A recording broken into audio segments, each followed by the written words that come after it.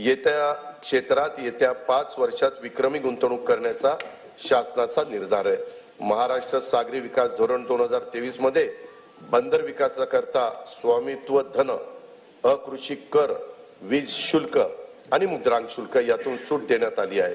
विजेसाठी औद्योगिक दर लागू करण्यात आला आहे। प्रवासी जलवाहतूक व किनारी पर्यटनाला चालना देण्यासाठी प्रवासी व बंदर करातून सूट देण्यात आली आहे। बंदराच्या करारांचा कमाल कालावधी देखील आता 90 वर्ष करण्यात आला आहे। जवाहरलाल नेहरू बंदर प्राधिकरण आणि महाराष्ट्र सागरी मंडळ हे संयुक्तरित्या पालघर जिल्ह्यात वाढवण बंदर विकसित करीत आहे। या प्रकल्पाचा एकूण खर्च 76,220 कोटी रुपये असून त्यात राज्य शासनाचा सहभाग 26% आहे। वाढवण बंदरामुळे 300 दशलक्ष मेट्रिक टन वार्षिक माल हाताळणी क्षमता निर्माण होणार आहे। जवाहरलाल नेहरू बंदराच्या सध्याच्या क्षमतेपेक्षा ती तिप्पट असणार आहे। सन 2030 पर्यंत नव्या बंदरातून माल वाहतूक सुरू होणे अपेक्षित आहे। या बंदराचा समावेश कंटेनर हाताळणी करणाऱ्या जगातील पहिल्या 10 बंदरामध्ये होणार असल्याने महाराष्ट्र राज्य भविष्यात सागरी दळणवळणातील महाशक्ती म्हणून उदयास येईल। वाढवण बंदराजवळ मुंबईतले 3रे विमानतळ प्रस्तावित असून मुंबई अहमदाबाद बुलेट ट्रेनचं स्थानकही या बंदराजवळ असणार आहे।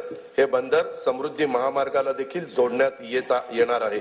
पालघर जिल्ह्यात मौजे बुर्बे येथे बंदर निर्मितीच्या 4,259 कोटी रुपये किमतीच्या प्रकल्पास खासगी क्षेत्राच्या सहभागाने मंजुरी देण्यात आली आहे।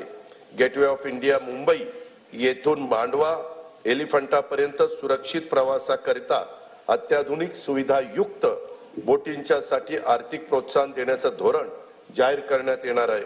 मुंबईचे गेटवे ऑफ इंडिया लगत रेडिओ क्लब येथे प्रवासी वाहतुकीकरता सुसज्ज जेटीचे 229 कोटी 27 लाख रुपये किमतीचे काम सुरू आहे।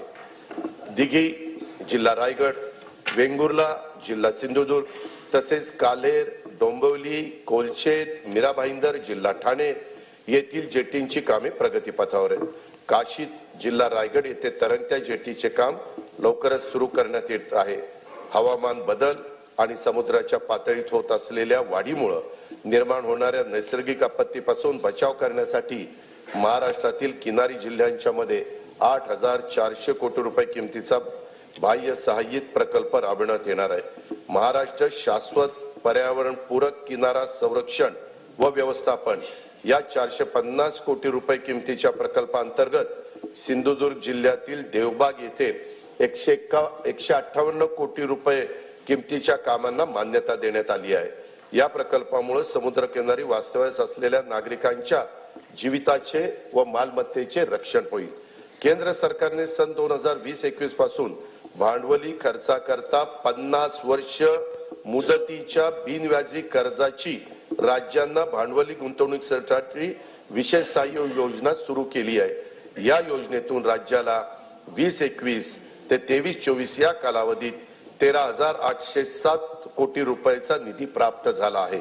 सन 2024-25 मध्ये या योजनेत सुमारे 12,000 कोटी रुपयाचे सहाय्य अपेक्षित आहे।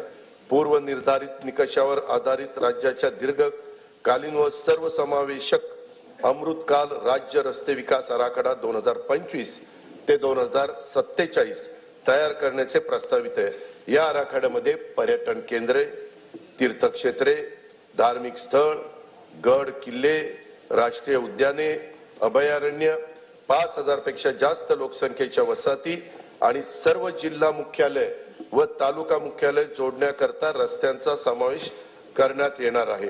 आशियाई विकास बँकेच्या सहाय्याने रस्ते विकास प्रकल्पाचा टप्पा 1 पूर्ण झाला आहे। टप्पा 2 मधील 3,939 कोटी रुपये किमतीची 468 किलोमीटर रस्ते सुधारण्याची कामे हाती घेण्यात आली आहेत। त्यापैकी 350 किलोमीटर लांबीची कामे पूर्ण झाली आहेत। टप्पा 3 अंतर्गत 755 किलोमीटर रस्ते लांबीची 6,589 कोटी रुपये किमतीची 23 कामे हाती घेण्यात आली आहेत। सुधारित हायब्रिड एन्युटी योजनेअंतर्गत 6,000 किलोमीटर लांबीच्या रस्त्यांची सिमेंट काँक्रीटीकरणाची कामे सुरू आहेत। या कामांची किंमत 36,964 कोटी रुपये आहे। प्रधानमंत्री ग्राम सडक योजना टप्पा 3 अंतर्गत